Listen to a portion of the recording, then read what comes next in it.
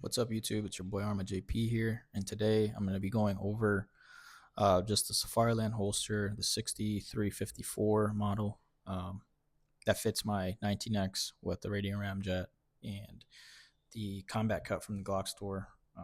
Just to kind of answer a question that I didn't really see answered much online.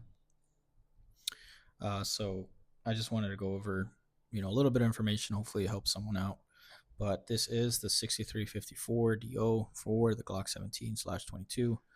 If you do have the 19 version, I don't believe that the Radian Ramjet will fit in there. But if you did do an adjustment on your muzzle plug here, whatever this thing's called, if you did do an adjustment on there, I'm sure it would fit. But yeah, this thing fits perfectly fine in here with the slightest modification. And slightest modification, I mean by shaving off a little bit of the kydex here, just so that it wasn't hitting on the glass or anything like that. I made the adjustment by just literally shaving it off with a pocket knife. So doing that helped me to sit this thing in. And the one thing I will say, the fact that it does fit pretty good, is that my optic sits further back on my side, since I do have the optic cut on there. Um, that's just how I wanted it milled to begin with. So that's why I think it fits a little bit better. If you do have like an MOS or just a regular, mill job on there with the rear dovetail still sitting on the back of the optic, um, you may run into some issues. Maybe possibly just shave off a little bit more on there. But as far as mine goes, that's how it fits.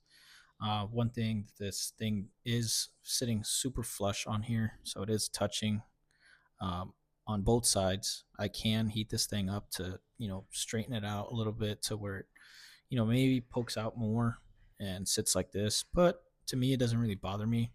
It doesn't hit any of my buttons. As you can see, like this thing is like almost touching my up adjustment on the brightness. But I'll show you that it doesn't affect anything. You can see my dot, and I'm slowly push it in, and no adjustment is made. So, I'm not worried about my brightness, one day drawing out at the range or anything, and then my adjustment, my dot is like super bright for some reason. But that not being a problem, I don't see any problems much with this holster. It fits like if it was made for this gun exactly. Obviously, this being a closed emitter, if you get water on it, if it's raining or whatever, you don't have a hood, but that's fine with these types of optics. If you do get water in it or moisture or whatever, you should reach out to the company and claim your warranty, because for at least Aimpoint, that shouldn't be an issue, right? So, but if mine were to be faulty someday at the range that it's raining or whatever, I would definitely hit them up about the warranty. But that's pretty much it, honestly. I just wanted to go over, because I know this holster is more of a older model. Safariland obviously has made more updated versions to fit specific optics with the hood and everything like that. So if you do have one of these laying around, I mean, I can tell you that it does fit with slight modifications. And that way you don't have to spend $200 for another holster.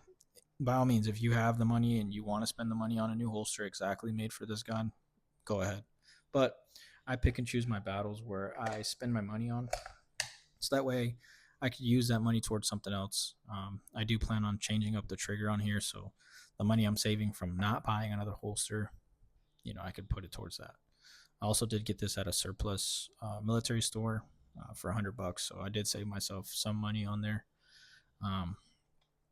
by having this holster, and I haven't had any issues. So hopefully that answers your questions on if you had one of these laying around, would it fit, modern modifications to an older holster? And it does. Obviously you guys may not have the exact same build as me or same exact holster. You guys might have the 19 version or whatever, but with the slight modification, it fits like a glove, and there's no need to throw these away or sell them.